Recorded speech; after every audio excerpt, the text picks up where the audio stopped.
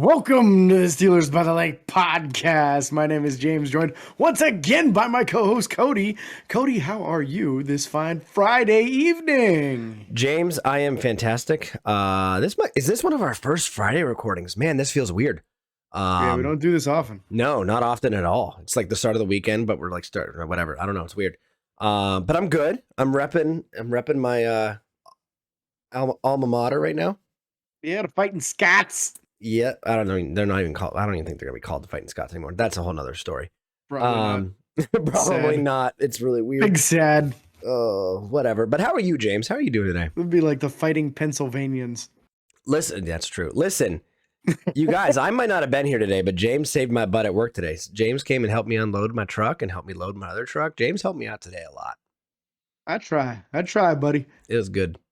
It was a lot. What good are you? What good are you in life if you don't help your friends, right? If you're not making someone That's else's it. life better, you're wasting your time. Let's go. That's it. Let's go. And that means I'm in a good mood today. Hashtag Will Right Smith. there. That's a Will Smith quote. Attaboy, Will. I like it. All right, in Steelers-related news, we got a few things going on. Some NFL stuff, some stuff that ties into Pittsburgh based off of current needs, like, say, the quarterback position, and very important things like the decision that the NFL made to make the salary cap $208 million, which is what they said was the maximum possibility. So they went max, which is great because Pittsburgh gets a little more room that way. But I think that's what everybody was calculating off of as far as their guesses anyway. Yeah. So this doesn't give us any more. It just gives us the max potential, which is good. Yeah. Still ideal. Especially when everyone thought we were going to have 70 million, which. Yeah. TJ cut into that quite a bit. TJ cut a little bit into it, but for sure. In other news around the NFL, since we're talking NFL news specifically, Carson Wentz, previously the quarterback of the Philadelphia Eagles and then traded to the Colts last year, has now been traded again back into his original division to the Washington Commanders, the newly named Washington Commanders, I might add. I shouldn't say newly. It's fairly recent still, but whatever. Yeah, man. It's only like a month old. Yeah, but they swapped this year's second round picks. Indianapolis wound up moving up 5 spots.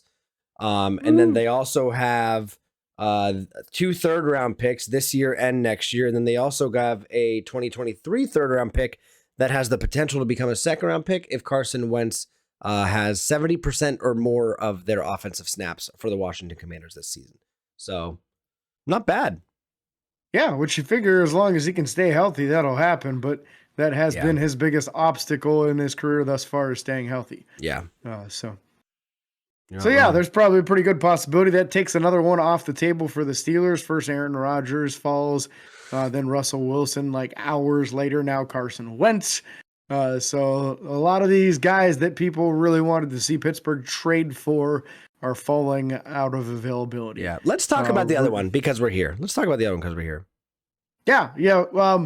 Jimmy G still available, hasn't been traded for yet. Rumors going around that it could be the Saints taking him off the board. But the big one today, Deshaun Watson, currently of the Houston Texans, was facing, I want to say, about 20 charges of the not so nice account.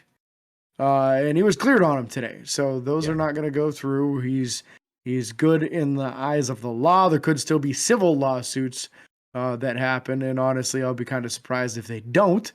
But in the eyes of the legal world, he's cleared on the charges. Yep. So that does mean Houston appears to be ready to trade him and wants to trade him pretty quickly, probably within the next couple of days before free agency starts. That way they can try to get a jump on it and get maximum potential in return for him. Lots of people saying Pittsburgh should go after him.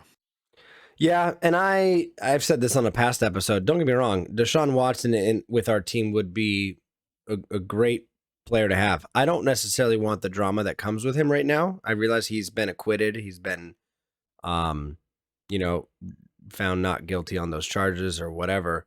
The legal terminology of it is. But I still just don't want that kind of lingering topics hanging over that, if that makes sense. Even the guy, who the heck did we sign recently? Why is my brain not working? We brought somebody in. Last year? No, my brain's not working This right year? now. I could be thinking of something completely different. What position are you thinking? I can't even remember. My brain is fried right now with work. But that's Was beside it the point.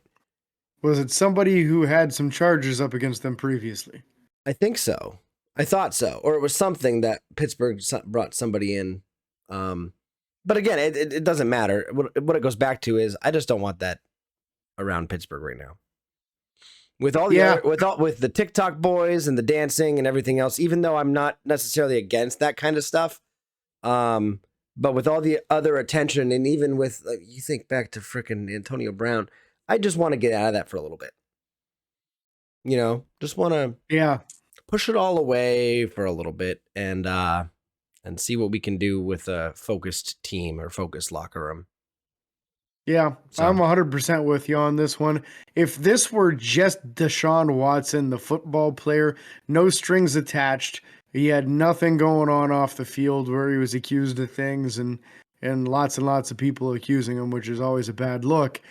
If it were just him on the field, I would be 100% for it. The guy's a tremendous football player. He's got a great arm. He's good at reading the defense. He's very athletic. He's everything that Mike Tomlin wants in a quarterback. Except for the off the field situations. And just because he's not getting tried in a legal sense by the state police, whatever it may be, doesn't mean that he didn't put himself in some bad situations a number of times. And honestly, it was a ton of drama with Ben early in his career, putting himself in some bad situations. And I'm with you. I don't want a repeat of it. And it seems like maybe Deshaun did it a few more times than what Ben was accused of. So, Yeah. Yeah, I'm kind of out on that. Unfortunately, it would. As far as the player, tremendous player. The drama, I'm out. Yeah, tremendous play, and he's been out of football for a full year. We don't know what he's done Yeah. in the meantime. I'm sure he hasn't been lazy by any means, but he probably isn't in the top shape that he was in. Yeah, you can only stay in that top shape by playing football. That's it. You know, it's a little different for a quarterback, I guess. They don't have to be running all over the place as much as other players, but in part of his game is to be running a decent amount. So yeah. Don't get me wrong. Now, he could have been working out the whole time and everything like that. But there's also just an aspect of not physically playing the sport that it could take it could take a step against him. So Red Bull not advertised by James. Red Bull not yet being shown off. Soon to be sponsor of the podcast. Soon to be. You never know. You never know. We're working on getting some sponsors. If you guys know anybody, let us know. We're working on trying to build this thing up and make each so that it's the best that it can be for you guys. Speaking of people being the best they can be, that's the motto of the Army. And Big Al Villanueva did just retire the other day. Thank the Lord. I was tired of seeing him in a Ravens jersey. I know. It was sad. It was sad. Heck of a player for Pittsburgh for the years that he gave us. Multiple All-Pros and multiple Pro Bowls. I don't know if he had any All-Pros, but at least 2 Pro Bowls while he was with Pittsburgh. And honestly, when the history books are written with Pittsburgh, at this stage in Pittsburgh's history of all the people that have played left tackle, right now he's one of the best ones that's ever played it for Pittsburgh. So 2-time gotta Pro Bowler. really kind of give him his due. 2-time Pro Bowler, no All-Pros. Yeah. Yeah, so. And Pittsburgh just doesn't have a history of having guys that played either tackle, really, that made it to Pro Bowls. Nope. Even the great John Kolb, who was the left tackle for the Steelers in the 70s, was not a guy that went to a bunch of Pro Bowls. You know, Webster was really the only one from that crew back then. And he played center, which, imagine that, a Steelers center being incredible. But Shocker. Yeah, the tackle position, Big Al is one that should be revered in Pittsburgh, and I don't blame him for his final year in Baltimore. Pittsburgh didn't offer him a ton of money, and really he was about done anyway. Yeah. We saw that he just wasn't as successful this year with the Ravens as he was in previous years. No, he actually signed with them. We had an interview. Shout out to Big Al. Really appreciate it. Yeah. We had an interview with him off camera, and he stated that, he just wanted to make sure that we could win more games. So he went there and made sure not to block. Obviously a joke. We did not interview Big Al. But we did sweep the Ravens this year, so thanks. But whatever. Miles Killebrew. Miles Killebrew, special teams All-Pro. Not really, but I'm going to call him an All-Pro. Blocked 2 punts this year. Oh my gosh, he should have been. Blocked 2 punts for us this year, but just signed a $2 year, $4 million deal. $2 million a year. But that's phenomenal. I'll take that. Oh my gosh. If he blocks 2 punts in 2 years for that price, I'll be happy. Right? Yeah, and honestly, as far as a special teams player, he's a very good special teams player. Very good. And somebody you can rely on as a backup of decent quality, at least when it comes to the safety position. You wouldn't want him starting at strong safety, but as far as a backup and a very good special teamer, he's well worth the $2 million salary per year that he will get. When you think that the league minimum for a veteran vested player like him is a little bit over $1 million, paying him twice the league minimum, that's well worth it for a guy that blocked 2 punts, man, because nobody does that. No. In one season, nobody does that. So I think it's an excellent signing. Right around the money you would be hoping to retain someone like him for. And I'm okay with going over the league minimum for a guy like him just because I believe he deserves it personally. Yeah, I can't agree with you more. Big signing in the world of Cody Tanner. Yes, big signing for me specifically. No, I'm just kidding. But for the Steelers again, Pittsburgh did sign Dwayne Haskins, or they tendered him at a 1-year deal for $2.54 million. That's phenomenal. Like, worst case scenario for a 3rd string quarterback, that's phenomenal. Best case scenario for a 2nd string quarterback or starter, that's even better. Let's be real. So $2.54 million for Dwayne Haskins for a year. Let's go. Let's go, James. We like it. We like that. And it is literally the least amount of money that they could give him without letting him go to free agency and signing him for league minimum. In order to assure themselves of being able to retain him without having to fight anybody else. That was the minimum that you could offer him, and I'm on board with it. 2.54 for an experienced backup quarterback, I'm good. Yeah. So that's all there is for Steelers news, NFL news, all that stuff. As you guys see in the description of the video or the podcast, this episode is going to be all devoted to, or mostly devoted now, to talking about the defensive free agency players that Pittsburgh has, unrestricted,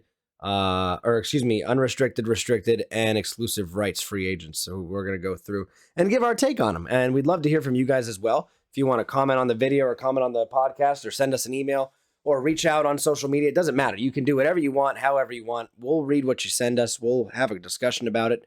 We'd love for more people to get involved that way, and we can't thank you guys enough for, again, continuing to watch, listen, however you're doing that. So let's start it off. Let's start off with the big guys. Big guys. Yeah, man. Let's start with the defensive tackles. Montravius Adams. Pittsburgh acquired him off the practice squad from the New Orleans Saints last year, and he actually played pretty well, in my opinion. He is an unrestricted free agent going into this offseason, which means he can go to whoever he wants to go, but he has expressed interest in coming back to Pittsburgh. I would say that you can probably retain a guy like this for league minimum, and I would be 100% on board with retaining him for league minimum. Without knowing what we're going to do as far as the NFL draft at this point, you want to bring back as many guys who you feel can contribute as possible. This is the guy with some upside. He's still young. Maybe he can develop. You're really out almost nothing by bringing him back. So I would be very interested personally in retaining Montravius Adams as a backup defensive tackle for the Steelers this upcoming season. Yeah, I can't agree more. Montravius Adams came in and played very well for what it was worth. Like when he was in there were a couple times where James and I were just dumbfounded at how well he played against the run and how well he was able to push players back, and even a few times break the line of scrimmage and push players off the line and fight for the backfield and this and that. He was very productive for what he was and for what he meant to the team at the time. So that was really, really good to see. I would love for him to come back and play for us because I know it's not going to get anywhere near breaking the cap. I don't see many other people paying him more. I don't think there's enough footage yet or enough tape to convince someone to pay him more than what we might be willing to pay him. But again, you never know what can happen, but I personally hope to keep him. Moving on to the next big guy, DeMarcus Christmas, also not an unrestricted free agent, but an exclusive rights free agent, which basically means Pittsburgh gets first jab. They can basically say, hey, we'll match, whatever someone else offers you and blah, blah, blah. And then if they match, he has to come back and play for us. That's what exclusive rights is. But well, you're kind of describing the restricted free agents.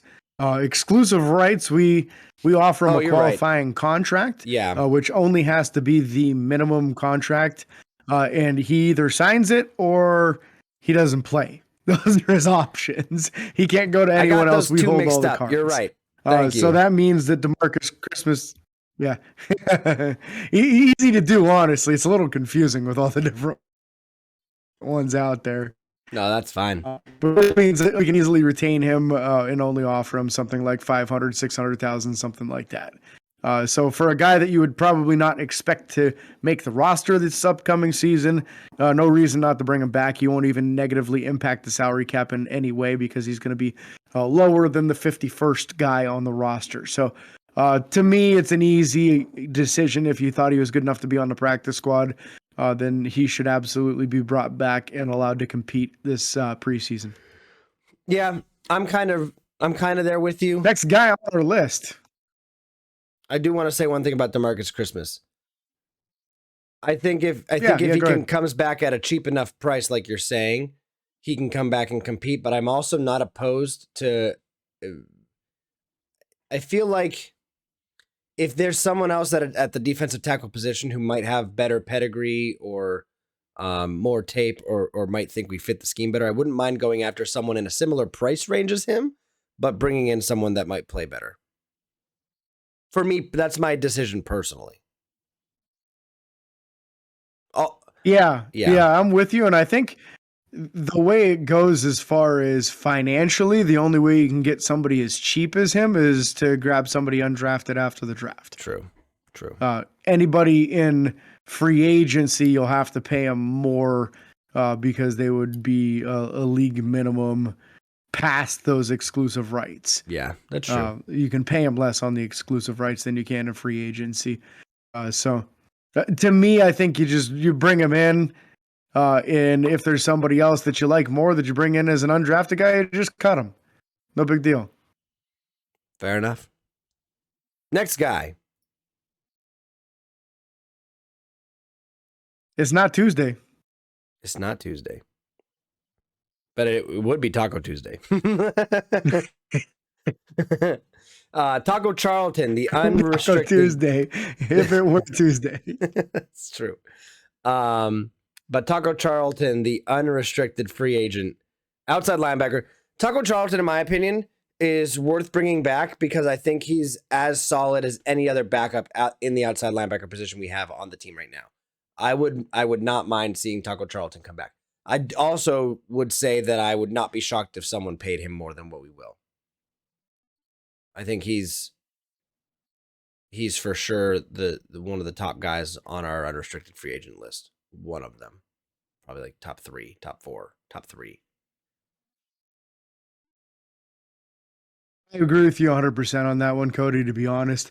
I think it would be best for Taco Charlton to go into free agency and see what he can possibly get from other teams. I do believe that someone will probably be willing to offer him more than what Pittsburgh is willing to offer him. And that's fine because honestly, he was a decent quality backup outside linebacker for Pittsburgh, but not like a premier backup outside linebacker. And I honestly liked the progression of Derek Tuska as the season went on. It's true. I really did think that he developed. He started getting some sacks for us. And it really, Taco got some pressure. Taco got some pass breakups, but he really didn't get to the quarterback and actually get him down very often. So I'm okay with letting Taco go just because your backup outside linebackers, typically you do want them to to help out on special teams also.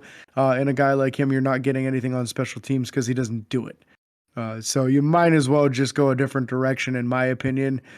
Maybe bring in another outside linebacker in the draft, but actually keep him instead of cutting him this time.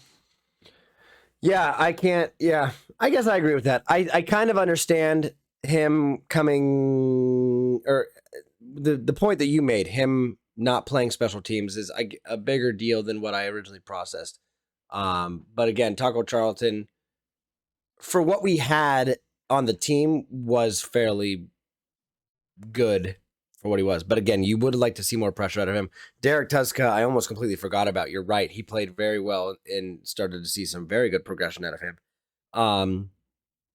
So yeah, I'm in the middle with Taco. I think if they brought him back, I'd be fine. If they didn't bring him back, I would understand completely, especially because someone else might pay him more than what we're willing to. So that makes sense. The next two guys we're going to talk about because one of them was signed. We're going to go middle linebacker, Robert Spillane and Marcus Allen. I'm only putting them together because I think I'm pairing them together because I think there's a drastic difference between the two. I think you have Robert Spillane, who is a middle linebacker in the sense of what a middle linebacker should be. You have Marcus Allen, who was transitioned from a safety position to a middle linebacker, but has solely played middle linebacker. You had guys like Miles Killebrew that were actively playing both. Marcus Allen was definitely more playing middle linebacker. Again, in more of a safety body. So I think that these two guys, in my opinion, are viewed wildly differently right now because Robert Spillane, I think you have to bring back. There's no middle linebacker depth other than him and Devin Bush, in my opinion, because I don't think Joe Schobert should. I think we need to get rid of him and he needs to be gone. But again, I don't see that happening. That's just my opinion. And then Marcus Allen, I think there's potential to bring him back more, actually even less now, maybe with the signing of Miles Killebrew. But with the safety position, Trey Edmonds, who we'll get to later, is also a free agent. You might want to add depth of players who are flexible enough to play multiple positions, which Marcus Allen technically is that. So that's my input, but have at it. To me, I'm with you as far as Spillane. Both of these guys being restricted free agents, that means in order to retain them, you do have to tender a qualifying offer of some sort. Both of them would then be original round is the lowest dollar amount that you can offer them, which would be a $2.54 million contract, just like we saw go to the backup quarterback in Dwayne Haskins. Mm-hmm. To me, Robert Spillane definitely worth $2.54 million. Easily. Possibly your second best middle linebacker on the team right now. Yeah. So we agree on that. I'm agreeing with you 100%. Joe Schobert should be released. You're going to save about $7 million in cap space by doing so. So it really would be a smart move. But to me, I'm kind of done with the Marcus Allen experiment. And I hate saying that because he is a Penn State guy. I love the Penn State. I remember him getting 20 tackles in a game and thinking, my Lord, this guy's awesome. But the thing is, he's a tweener. He's not big enough and strong enough to handle the middle linebacker position, and he's not talented enough in coverage to handle the safety position. So then you say, okay, what's his special teams value? Well, he didn't really pop on special teams. He wasn't really the guy that was making a bunch of tackles on special teams. So to me, the only way you bring Marcus Allen back is if you let him go into free agency, do not sign him before, and then try to sign him back on a league minimum deal, a $1 million contract.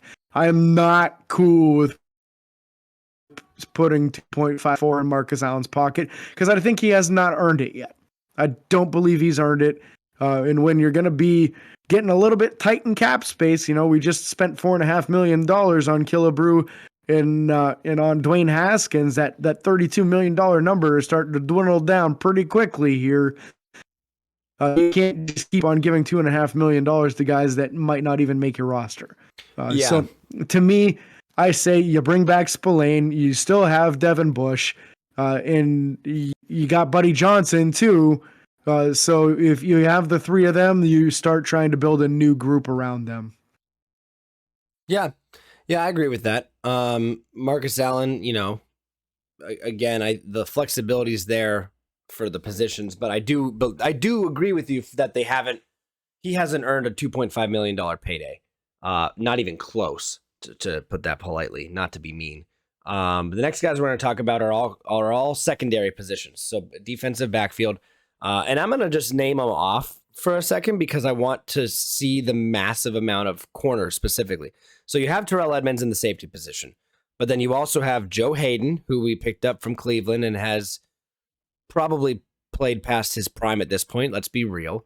He's not keeping up with any speedy receivers down the field, and he's not super great at keeping up with route running. In the zone, he still plays very well. I'll give him that. Akilla Witherspoon, someone who we picked up this year and didn't play for most of the year and then came in and performed exponentially well. 3 picks in the last half of the year is amazing. Arthur Mollett, who I don't think we got to truly see enough from for me to process his ability to play with us and with our team and in our scheme fit. And then DeMarcus Acey, who even less. I know even less about DeMarcus Acey and what he has to offer for the team. But looking at this, 4 corners and a safety on quite personally a secondary that's been up and down at best for the past few years. You have to keep, in my opinion, 2 of those corners just to make sure you have players in the locker room that know the playbook at this point. That's my personal opinion. And maybe you'll agree with me on that. Maybe you won't. But obviously, I want to kill a Witherspoon. I don't want to keep Joe Hayden. And I think Arthur Mollett I would love to keep Arthur Mollett because he's actually had field time and hasn't completely looked horrible. That is the best way that I can put that. And then you know how I feel about Terrell Edmonds. Let's be real. I'm ready to get somebody new in there.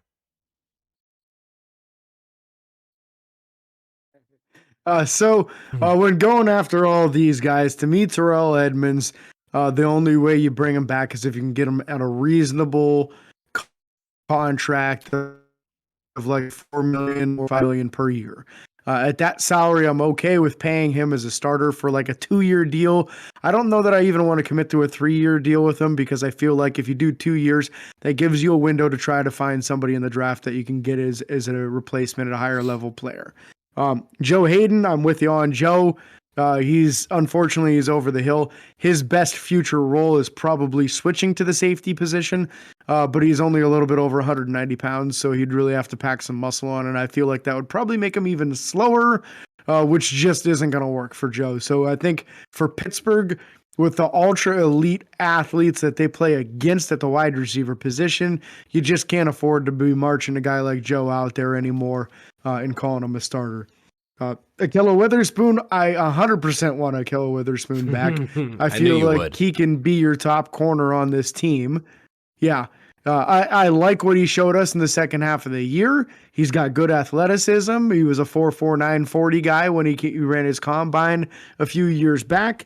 And I do believe of this group, he should be the one that they prioritize the most. Now, as far as Arthur Mollett, I do vary a little bit with you on that one. I wouldn't mind seeing Arthur Mollett come back, but if they do bring him back, I would want him on a minimum deal. And honestly, I would like to see if Trey Norwood can beat him as the slot corner because I feel like Trey Norwood has better coverage skills.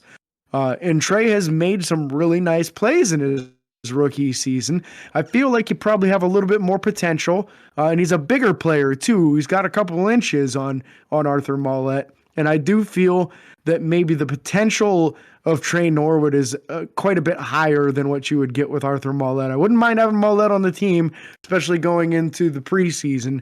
But I do feel like Pittsburgh does need to address this position in the draft at least once.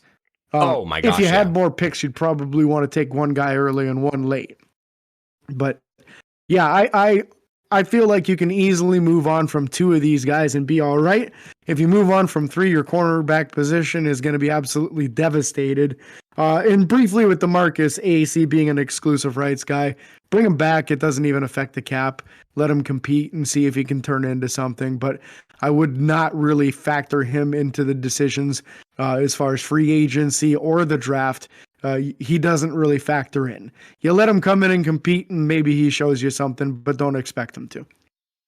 Yeah, I think I agree with that. The DeMarcus Acey one specifically, very much so. Arthur Millette, yeah, I see what you're saying. I agree with the draft. You have to draft somebody in this position. You have to.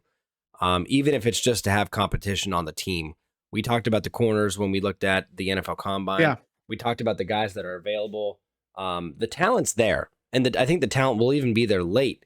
But you just have to make a decision. You have to go for somebody. So, I think we'll have to wait and see what happens. Again, this draft can be very intense. Speaking of the draft, James and I very soon are going to start doing some mock drafts. So if you guys have your own, send them in. We'll read them and show them on stream. Please let us know. We would love to see it. We'd love to actually take a look at what you have to offer, and what your draft looks like, and then we'll talk about ours and we'll go over that and see what actually plays out. And we're just very, very excited. So again, even this next episode that we will be doing, which will be the start of free agency, we're actually going to be kicking off our 2022 NFL season here at Steelers by the Lake. It'll be the first episode. We're super excited for that. It's a little bit of a different switch than last year. We wanted to try something different. Turns out we'll see how we feel about it, and we'll let you guys know. But again, I don't know. I have no more remarks specifically about these defensive guys. But again, I think the biggest need here is to not give up depth or lose depth in free agency, because it's already not there for most of these positions, quite frankly. Yep. I agree. And I think they should be aggressive in the secondary and the draft. Yeah. I feel like normally Pittsburgh's set at depth in like one defensive position. And right now I feel like we're not at all. And it's really hard. Yeah. And I feel like for once, the coaching in the secondary is finally where it needs to be. We're starting to develop some talent here. We're bringing guys to their maximum potential, and even seeing the 7th-round draft pick contribute very highly in a positive way.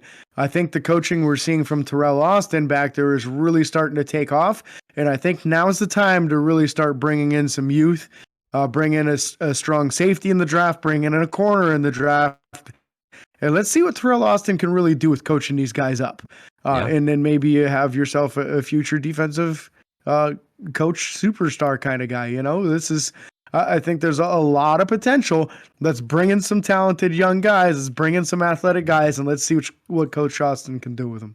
Heck yeah, I can't agree with you more. So again, thank you guys so much for listening and watching. Be sure to like and follow on Facebook, Twitter, Instagram, TikTok, and YouTube. Be sure to subscribe and ring the bell. It's free. And until next time, this is your host, James and Cody, signing off.